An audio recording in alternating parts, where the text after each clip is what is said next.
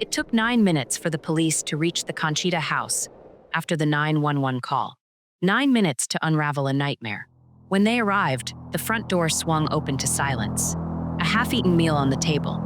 A diary left cracked open, its final entry screaming 2 words no one could explain. And 3 sisters gone, as if the night itself had swallowed them whole. This is the mystery that shattered a quiet Spanish village and left behind a question that still chills to the bone. What did Maria, Lucia, and Ana know in those final moments that made them vanish without a trace? It was the kind of summer night that should have been remembered for fireworks and laughter. Instead, June 12, 1998, became a scar on the history of a sleepy Spanish village. 3 sisters, Maria, 17, Lucia, 15, and Ana, 13, vanished from their home in the span of an hour, leaving behind a chilling trail of questions that would outlive everyone who knew them. The front door was unlocked. A pot of stew simmered untouched on the stove, and on the kitchen table, Anna's diary lay open, its last entry scrawled in frantic pencil. They're inside. But when police arrived, there was no one. No struggle. No goodbye. Just an eerie stillness, as if the house itself had swallowed the girls whole. Neighbors swore they'd seen the sisters laughing in the garden that afternoon. By midnight, they were ghosts. To this day, no one knows who or what walked out of that home with 3 lives tucked into the shadows. But one thing's certain. Whatever happened that night, it didn't leave. It's still there, lingering in the silence, waiting to be solved. If you walk through the village of Valverde del Rio in the summer of 1998, you'd smell orange blossoms and diesel from tractors hauling olives down dusty roads. You'd hear gossip in the plaza, old men arguing over football, and the clatter of dishes from open windows. But if you pass the Conchita house, only silence. A 2-story cottage with peeling blue shutters, its garden overgrown with weeds. The kind of silence that starts when a mother dies too young. Rosa Conchita succumbed to pneumonia in 1995, leaving her husband Manuel to raise 3 daughters alone. Maria, 17, became the family's spine, cooking meals, braiding Anna's hair, and staring down boys who lingered too long near her sisters. Lucia, 15, hid behind her sketch pad, drawing twisted fig trees and the creased faces of elderly neighbors. Ana, 13, whispered to stray cats and smuggled library books about detectives and distant planets under her bed. They rarely smiled in public. They never invited friends over. To outsiders, they were ghosts long before they disappeared. But in private, they had a language all their own. Maria would hum old lullabies their mother sang. Lucia sketched portraits of Ana as an astronaut, floating far from Earth. And on the night of June 11, 1998, their last ordinary evening, Manuel brought home a bag of churros, and for the first time in years, laughter spilled from their kitchen. Neighbors heard it. They'd later tell police how strange it sounded, like a memory no one was meant to witness.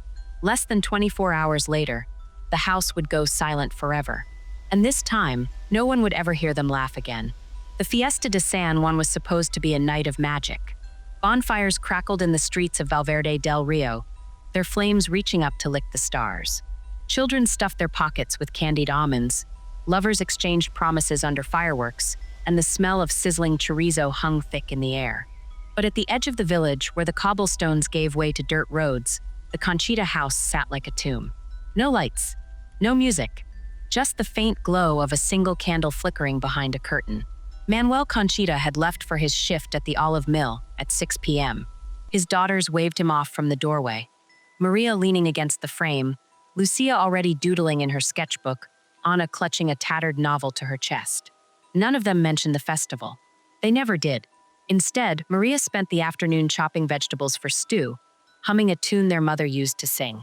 Lucia sketched by the window, her pencil scratching out the silhouette of a man in a wide-brimmed hat standing at the edge of their garden. Ana scribbled in her diary, her handwriting jagged and rushed, like she was racing against something only she could see. By 8 p.m., the stew was bubbling on the stove. The sisters ate in silence, their forks clinking against chipped plates. Maria washed the dishes while Ana read aloud from her book, a mystery about a detective solving a disappearance in Paris. Lucia stared at her sketch of the stranger in the hat, then crumpled it into a ball. "It's ugly," she muttered, tossing it into the fireplace. When the village clock tower chimed 9, Maria locked the front door. Or so she thought. At 9:37 p.m., the emergency dispatch center in Seville received a call from the Conchita home. The operator, Elena Ruiz, expected to hear a frantic parent, a crying child, the chaos of an accident. Instead, there was static, then breathing, shallow, wet like someone struggling to speak. Elena leaned into her headset. Hola, necesita ayuda? No reply. A thud shook the line, followed by the sound of glass shattering. Then footsteps, heavy, deliberate, moving across tile floors. Elena's fingers hovered over her keyboard. ¿Quién está ahí? The breathing sharpened. A voice, young, trembling, whispered, No, no, before the line went dead. Police arrived at 9:46 p.m. Officer Javier Mendez was first on the scene. The front door swung open with a creak, revealing a hallway lit by the cold blue glow of a TV left on static. No blood, no overturned furniture, just a half-empty glass of water sweating on the table, and Anna's diary splayed open beside it. Officer Mendez skimmed the last entry, dated that afternoon. June 12th. Maria thinks I'm being paranoid, but I saw him again today, the man in the black hat. He was by the well, staring at the house. When I told Lucia, she got quiet and drew a picture of him, but then she burned it. I don't think he's from the village. His truck has a weird symbol on the door, like a snake eating its tail. I tried to tell Papa, but he's always at the mill. Maria says I read too many detective books. But what if? The rest of the page was torn out. In the kitchen, a pot of stew sat cold on the stove. 3 bowls waited on the counter, unused. Upstairs, beds were neatly made, pajamas folded under pillows. But in the hallway, a mirror hung shattered, its shards glinting like teeth on the floor. Officer Mendez radioed for backup. By dawn, the village was swarming with police. 9 units traced the sisters sent to the edge of a cliff road 2 miles west of the house, and then nothing, as if they'd vanished into the air. Forensic teams found no fingerprints, no signs of forced entry. Only 3 clues. The 911 call. Enhanced audio later revealed a second voice beneath the static, a man's muffled grunt, followed by the word move in broken Spanish. Tire tracks. Fresh imprints led from the Conchita house to the cliff road, where they stopped abruptly at a guardrail. Below, the Rio Tinto raged, its waters too violent to search. The symbol, etched into the dirt of the garden, was the same snake-eating-its-tail design Anna had described in her diary. A farmer would later testify he'd seen it spray-painted on a rusty pickup truck parked near the mill the week before. Manuel Conchita returned home at 5 a.m., his clothes reeking of olives, to find his daughters gone. He collapsed in the garden, clawing at the symbol in the dirt until his fingers bled. Neighbors watched from their windows, whispering. Some said his grief was too raw to be fake. Others swore they saw him smirk. But the darkest detail emerged weeks later, buried in Anna's diary. On a page dated June 10th, she'd written, Lucia told me a secret last night. She said a woman came to her in a dream, a woman with Mama's face, but wrong. Her eyes were black, and she kept pointing at the garden. Lucia's been acting strange ever since. This morning, I found her outside at 3 a.m., digging near the fig tree. When I asked why, she said, We have to let them out. The fig tree was uprooted during the investigation. Beneath it, police found a rusted metal box containing 3 items. A faded photo of Rosa Conchita, a lock of baby hair tied with red string, and a handwritten note in a language no one could decipher. The note was signed with a single initial, M. To this day, no one knows who M was, or why Lucia Conchita was digging in the dark, or what truly happened in those 9 minutes between the 911 call and the arrival of police. But in Valverde del Rio, older villagers still cross themselves when they pass the cliff road. They say the Rio Tinto didn't just swallow the Conchita sisters that night, it swallowed the truth. And sometimes, when the moon is high, you can still hear Anna's voice in the static of a dead TV channel. A faint whisper looping over and over. They're inside. For weeks after the disappearance, Valverde del Rio became a circus of flashing police lights and tabloid reporters. Investigators turned the Conchita house inside out. They peeled up floorboards, tested the dirt in the garden for blood, and even drained the well behind the property. But the harder they looked, the less they found. No fingerprints, no ransom note, no evidence of a fight. The only clues were 3 fragments of madness that refused to fit together. 1, the shattered hallway mirror. Forensics confirmed it was broken from the inside, as if someone, or something, had burst out of the glass. 2, a faint smell of gasoline lingering near the fig tree, even though the Conchitas didn't own a car. 3, tire tracks leading from the house to the cliff road, where they vanished at the guardrail. as if a vehicle had driven straight into the sky. The lack of answers made the town paranoid. Neighbors accused each other of hiding secrets. The priest gave sermons about the devil stealing souls. And Manuel Conchita, the grieving father, became the easiest target. "He did it," the butcher told reporters. "Worked all night at the mill? That's what he says." Who checked? But Manuel's alibi held. Security footage from the olive mill showed him hauling crates until 3 a.m. Co-workers swore he never left. Still, rumors festered. Parents forbade their children from playing near the Conchita house. They said Manuel's grief was an act, that he'd sold his daughters to pay off debts. Then a break. On July 2, 1998, a 16-year-old gas station clerk named Luis Marquez came forward. He claimed he'd seen the sisters at his station near Huelva, 50 miles away, on the night they vanished. "They bought candy bars and a map," he said. "Maria kept checking the parking lot, like she was scared." Lucia drew in her sketchbook. "Ana smiled at me. I remember because she had a gap between her front teeth." Police rushed to verify his story. Security tapes from the gas station had been recorded over. No one else saw the girls. But when shown photos, Luis identified all three sisters instantly. He even described Anna's outfit, a yellow sundress with daisies. A dress she had owned, according to Manuel. The lead went nowhere. Next came Rosa Almodovar, a self-proclaimed psychic from Madrid. She contacted police, insisting the sisters were alive. "They're trapped in a white room," she said. "No windows, a bare light bulb. They're counting the tiles on the floor. They've been doing it for weeks." When pressed, Rosa couldn't explain where the white room was. She also failed a polygraph test.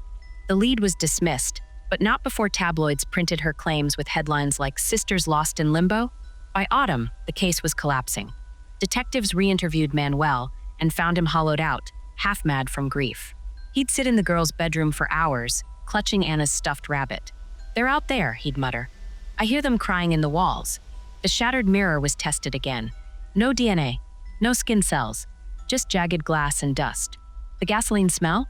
Traced to a contaminated soil sample. A dead end. And the tire tracks? A local mechanic identified them as belonging to a 1980s Renault pickup, a common work truck in the region. Over 500 were registered within 50 miles. Then, in December 1998, a hiker found a shoe near the cliff road. A white sneaker, size 5, caked in mud. Anna's size. Manuel confirmed it was hers. But when cadaver dogs searched the area, they found nothing. No bodies, no clothes, just that single shoe, sitting alone in the dirt like a cruel joke. The final blow came in March 1999. A fisherman pulled a sketchbook from the Rio Tinto, 10 miles downstream. The pages were warped, but one drawing survived, a portrait of Maria, her eyes wide with fear, her mouth open mid-scream. Lucia's signature curled in the corner. Art experts authenticated it. The paper matched her other sketchbooks. But how did it end up in the river? Had she thrown it in? Or had someone else? With no answers, the case was shelved. But in Valverde del Rio, the mystery festered. Some believed the sisters ran away. Others whispered they'd been sacrificed in a cult ritual. A few even claimed they'd been abducted by aliens. A theory fueled by a retired air traffic controller who swore he'd seen strange lights over the village that night. Manuel moved to Bilbao in 2001. He died 2 years later, penniless and alone. The Conchita house was boarded up, its garden swallowed by weeds. Then in 2015, a bombshell. A retired detective named Carlos Varga, who'd worked the original case, gave an interview to a true crime podcast. He revealed that in 1999, a prisoner serving time for armed robbery had contacted police with a confession. He said he'd driven the truck that took the sisters, Carlos explained, claimed he was paid by a man named Emilio to scare a family. But when he got to the house, things went wrong. He refused to give details, only said, "The girls weren't supposed to be there." The prisoner died of a drug overdose before he could be questioned further. And Emilio? No last name, no record of him existing. The story was never made public. Why? The higher-ups thought it was a hoax, Carlos said. Or maybe they didn't want to admit they'd missed a lead. Either way, it died with that prisoner. But Carlos kept a file. Photos of the symbol from Anna's diary. Notes about the cult linked to it.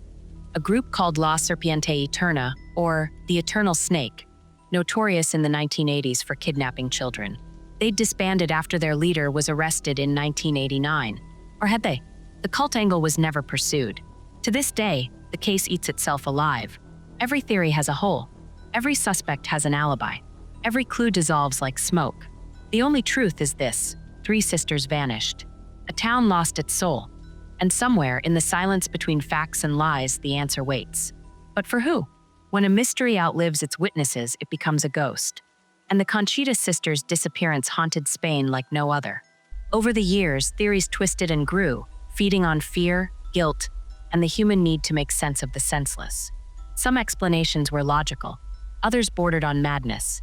But all of them shared one thing: they refused to die. The first theory was revenge. Manuel Conchita had fired 3 workers from the olive mill just weeks before his daughters vanished. They'd been caught stealing equipment, and Manuel reported them to the police. One of the men, Jorge Ruiz, had hissed a threat in the town square. "You'll regret this." For years, Jorge was the prime suspect. But there was no proof. No witnesses saw him near the house that night. No money trails. No confessions. Just whispers. Then came the trafficking angle. In the late 90s, Barcelona was a hub for gangs smuggling young girls into Europe. Could Maria, Lucia, and Ana have been lured with promises of jobs or fake modeling gigs? A waitress in Seville swore she'd served 3 girls, matching their description in 2003. "They looked scared," she said. One of them drew on napkins strange symbols like snakes. But when police raided the cafe, the napkins were gone. The lead dissolved like sugar in rain. But the darkest theory began with a sketchbook. In 2007, a hiker stumbled through a pine forest 20 miles north of Valverde del Rio. His boot kicked against something half buried in the dirt. A leather-bound sketchbook, its pages warped by decades of rain. Inside were drawings of the village, the sisters, and a figure in a black coat standing in the Conchita's doorway. The face was blurred, but Lucia's signature curled at the bottom. Experts confirmed the sketchbook was hers. The paper, the pencil strokes, all authentic. But authorities dismissed it. A hoax, they said, planted to stir up old pain. The public didn't buy it. Conspiracy forums lit up. True crime documentaries rehashed the case. And in 2019, a retired detective named Carlos Varga, the same man who'd kept the prisoner's confession secret, dropped a bombshell. He leaked photos of a symbol carved into the Conchita's doorframe, hidden under layers of paint. A snake eating its own tail. The mark of La Serpiente Eterna, a cult notorious in the 1980s for kidnapping children in rural Spain. Their leader, Emilio Rojas, preached that sacrificing the young would grant immortality. His followers wore pendants engraved with the same snake symbol. They vanished after Emilio's arrest in 1989, or so everyone thought. Carlos's file proved the cult never died. It evolved, went underground. In 1995, a farmer in Galicia found a dead goat with the snake symbol carved into its side. In 2002, a schoolteacher in Murcia received a letter threatening her students, signed with the same looping M found in the Conchita's garden. And in 2015, a teenage girl in Bilbao reported a man in a black coat following her. She sketched his face. It matched the figure from Lucia's forest sketchbook. But the darkest clue? Emilio Rojas had a brother, Marcos Rojas, a truck driver who owned a 1980s Renault pickup, the same model that left tire tracks at the Conchita house. Marcos vanished in 1998, the year the sisters disappeared. His truck was found abandoned in Portugal, its interior scorched, the snake symbol scratched into the dashboard. Police never connected him to the case. Why? Carlos Varga claimed higher-ups buried the cult angle. Too messy, he said. Too many questions. Like why Manuel Conchita's wife, Rosa, had attended a cult meeting in 1986, years before her death. A fact omitted from every official report. A secret Manuel took to his grave. Theories exploded. Had Rosa been a member? Did the cult return to punish her family? Or did they want something else? Something under the fig tree where Lucia dug that final night? Then, in 2020, a letter arrived at a Madrid newspaper. It contained a photo of 3 girls, their faces scratched out, standing in a white room with a bare light bulb. On the back, a message. They're still counting. The room matched the psychic's description from 1998. The photo was dated 2019. Forensics found no fingerprints, no DNA, just the snake symbol stamped in red ink. Today, the Conchita case is a hall of mirrors. Every answer reflects a new question. Every theory births 3 more. Was it revenge? Trafficking? A cult's twisted ritual? Or a combination of all 3? The truth may lie in the shadows of Valverde del Rio. In the stories older villagers refused to tell. In the way they still lock their doors during the Fiesta de San Juan, as if the man in the black coat might return. But there's one detail that chills to the bone. In 2022, a construction crew demolishing the old Conchita house found the snake's symbol again, carved into the foundation, freshly etched, as if someone wanted to make sure we never forget. Time doesn't heal all wounds. Some, it infects. The Conchita house still stands at the edge of Valverde del Rio, its blue shutters peeling like sunburned skin. The roof sags. The garden is a jungle of thorns and wild poppies. Tourists sometimes stop to take photos, but locals walk faster when they pass it. They say the air feels heavier there, as if the ground itself is holding its breath. Manuel Conchita died in 2003. His obituary called him a tragic figure. But in the village, he's remembered differently. Some swear they saw him wandering the cliff road years after he moved away, mumbling to the wind. Others claim he paid a witch to curse the house, so no one could ever live in it. The truth? The bank repossessed it in 2005. No one bid at the auction. The case files gathered dust in a Seville police archive until 2018, when a pipe burst and ruined them. Now, even the paper trail is gone. But in Valverde del Rio, the past isn't past. Every June, when the Fiesta de San Juan fireworks bloom over the village, older residents lock their doors before dark. They hang garlic over thresholds. Salt spills on doorsteps. Teenagers dare each other to touch the Conchita's front gate, but no one stays past sunset. And then there's the cliff road. It's just a dirt path now, potholed and crumbling into the Rio Tinto below. But villagers swear that if you go there at midnight, especially in June, you'll hear them. 3 voices tangled in the wind. Maria's hummed lullaby, Lucia's laughter, Anna's faint, frantic whispers. They're inside there. Most blame the river. Its currents carve caves into the cliffs, and the wind whistles through them like a flute. But in 2016, a university student named Pablo decided to test the legend. He hiked to the cliff road at midnight with a recorder, determined to debunk the ghost story. What he captured changed his mind. The audio starts with wind, then a giggle young Bright cut short. A voice murmurs, "Lucia, stop. He'll hear us." Another laughs. Footsteps crunch gravel. And then, clear as a bell, Anna's voice. "Maria, the door, it's open." Pablo uploaded the recording online. Experts analyzed it. No edits. No proof of a hoax. Just 3 minutes of audio that vanished mysteriously from every platform 2 weeks later. Then there's the light. In 2020, a truck driver passing through Valverde del Rio at 2 a.m. snapped a photo of the Conchita house.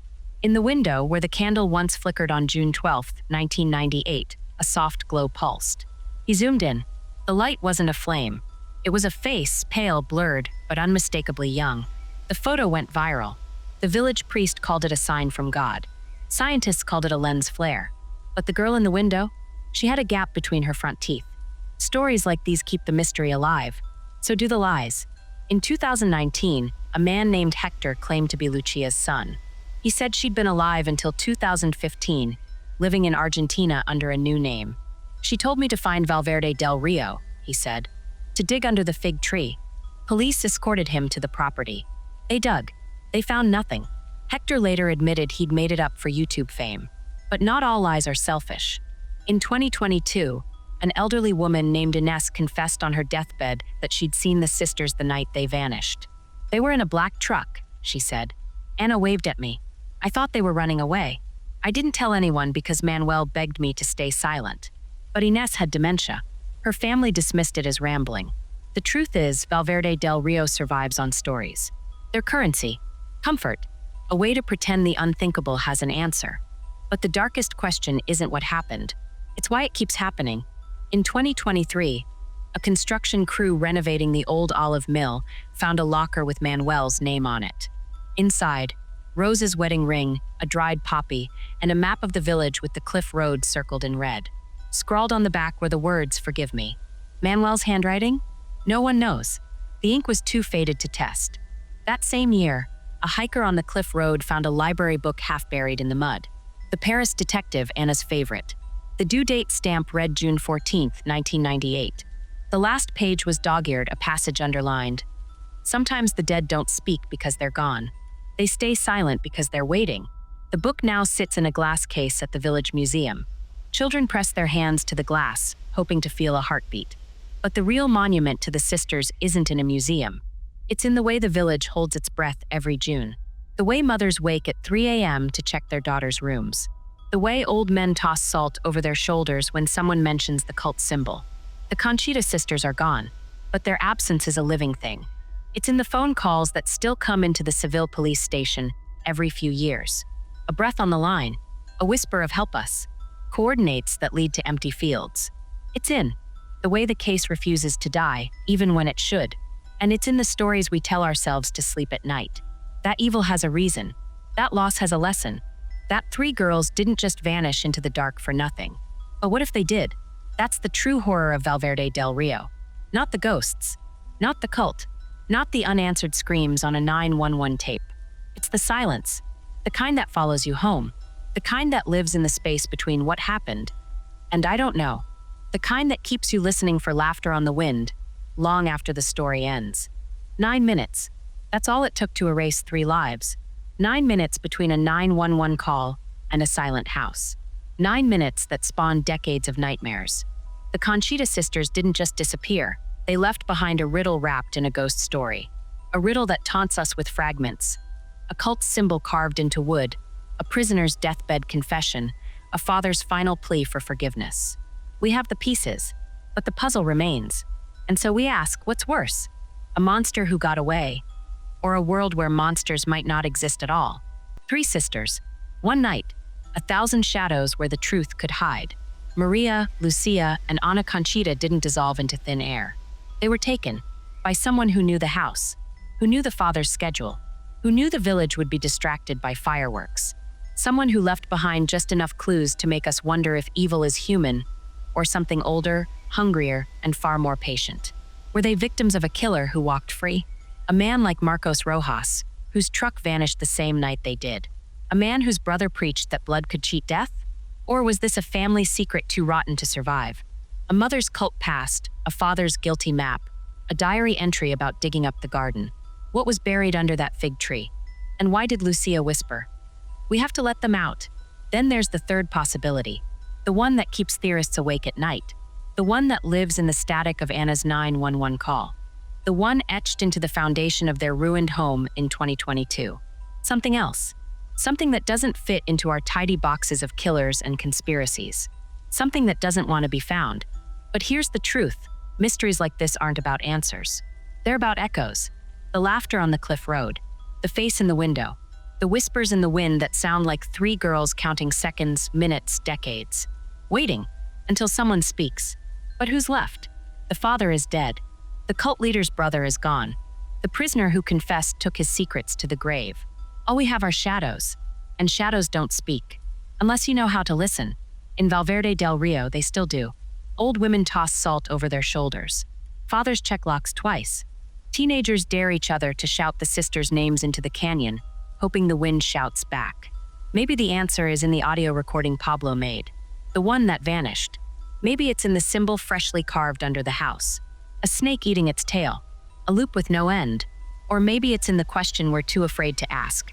What if the truth is worse than the mystery? For now, the Conchita sisters linger in the in-between. In the pause before a breath. In the flicker of a candle that shouldn't be lit. They're waiting for the living to do what the dead cannot. Look harder. But will we? Or will we let them fade, like the ink on Anna's diary pages? Let their story become another campfire tale, another reason to lock doors, another ghost in the wind? The choice is ours. Because mysteries don't solve themselves. They dissolve. Into time. Into fear. Into the quiet, desperate hope that maybe some doors should stay closed.